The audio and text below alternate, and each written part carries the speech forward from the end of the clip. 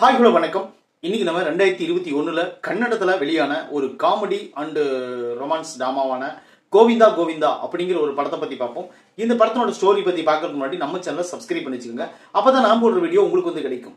கோவிந்தா கோவிந்தா இது வந்து 2021 கன்னடத்தில் ரிலீஸ் ஆச்சு. இந்த படத்தோட டைரக்டர் யாருன்னு பாத்தீங்கன்னா திலக். இந்த படத்தோட ஹீரோ யாருன்னு பாத்தீங்கன்னா சுமந்த் சைலேந்திரன். இந்த படத்தினுடைய ஹீரோயின் யாருன்னு பாத்தீங்கன்னா பாவனா. இன்னும் நிறைய பேர் நடிச்சுக்கிறாங்க. அஜய் கோஸ்ன்னு சொல்லிட்டு நிறைய பேர் நடிச்சுக்கிறாங்க இந்த படத்துல. இந்த படத்தோட ஸ்டோரி பத்தி பார்ப்போம். இந்த படத்தோட ஸ்டோரி என்னன்னு பாத்தீங்கன்னா, ஒரு அசிஸ்டன்ட் டைரக்டர் ஒரு படம் பண்ணலாம்னு ஆசைப்படுறாரு. இப்போ என்னதுன்னு பாத்தீங்கன்னா, அந்த படத்தை வந்து ஒரு தயாரிப்பாளர்கிட்ட போய் சொல்றாரு. சொன்ன உடனே இது வந்து நீ ஷார்ட் பிலிம் எடுத்து நல்லா ஹிட் ஆயிடுச்சு, அதனால நீ என்ன பண்ற, ஒரு நல்ல கதாநாயகி தேவைப்படுது, இந்த ஷார்ட் பிலிமில் நடிச்ச கதாநாயகியை நீ ரெடி பண்ண அப்படின்னு சொல்றாங்க.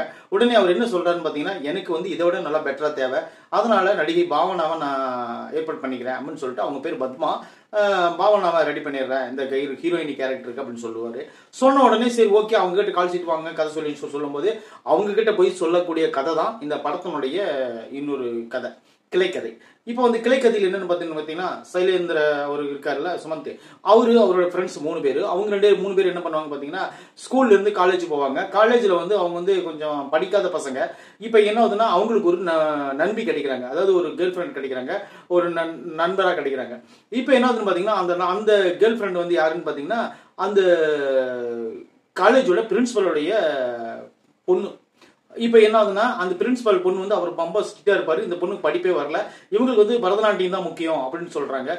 இதனால என்ன பண்றாங்க பாத்தீங்கன்னா, இவங்க 4 பேரும், அதாவது இந்த ஃப்ரெண்ட்ஸ் 3 பேரும் அந்த பொண்ணும் சேர்ந்துக்கின்னு எங்க அப்பாவை எப்படியாவது ஒன்று ஏமாத்தி, எப்படி கிட்னாப் பண்ணி ஏமாத்தி அவர்கிட்ட சில லட்சங்கள் பணம் வாங்கிட்டு, நான் வந்து பெங்களூர்ல போயிடுறேன், நல்லா எனக்கு வந்து தனிமையா இருந்து பரதநாட்டியம் கத்துக்கிட்டு அது ஏதாவது ஒன்று விஷயத்துல சாதிக்கணும் அப்படின்னு சொல்லி ஆசைப்படுறாங்க.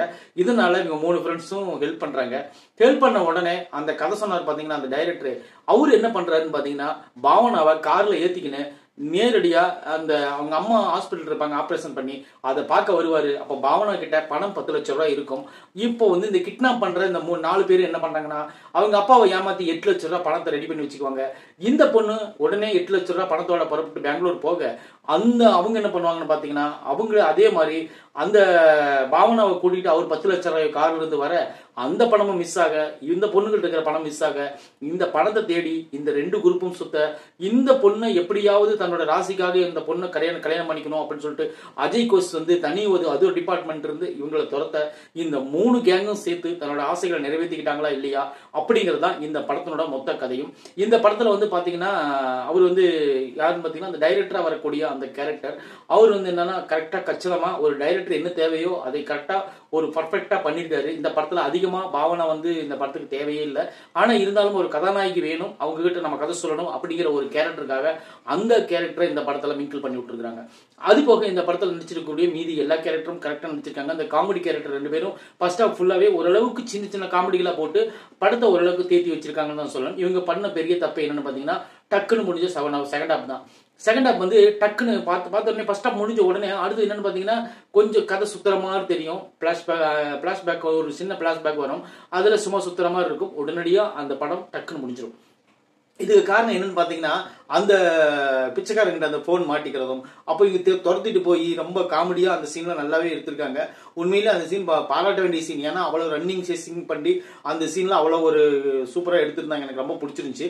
இந்த படத்துல எந்த லவ் சீனும் கிடையாது கரெக்டா, இந்த படத்துல ஒரு நல்ல ஃபைட்டும் கிடையாது, இந்த படத்துல ஒரு பாடல்லாம் விட்டுருங்க.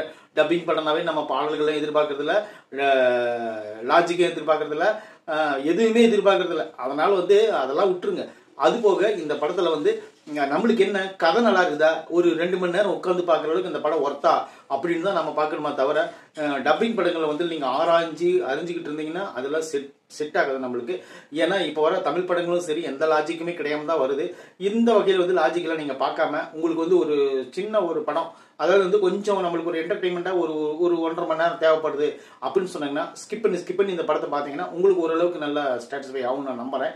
இந்த படத்தை நடிச்சிக்கிற நடிகர்கள் எல்லாமே நல்லா இருக்கிறாங்க. இந்த படத்தை உங்களுக்கு தேவைன்னா ஒரு டைம் பார்த்து என்ஜாய் பண்ணலாம். ரொம்ப மோசம் கிடையாது, ஒரு டைம் பார்த்து நீங்க என்ஜாய் பண்ணலாம். மசாலா படங்கள் விரும்பி நான் பார்ப்பேன் அப்படின்னு சொன்னீங்கன்னா கண்டிப்பா இந்த படம் உங்களுக்கு ரொம்ப பிடிக்கும். இந்த கோவிந்தா கோவிந்தா படம் வந்து நம்ம லிஸ்ட்ல ஆஹா ஓஹோன்னு இல்லைன்னா கூட, ரொம்ப லோ ரேஞ்ச் இல்லைன்னா கூட ஒரு ஆவரேஜான பிலிம் அப்படின்னு சொல்லலாம். இந்த விமர்சனம் பிடிச்சிருந்தா நம்ம சேனலை சப்ஸ்கிரைப் பண்ணி வச்சுக்கோங்க. நன்றி.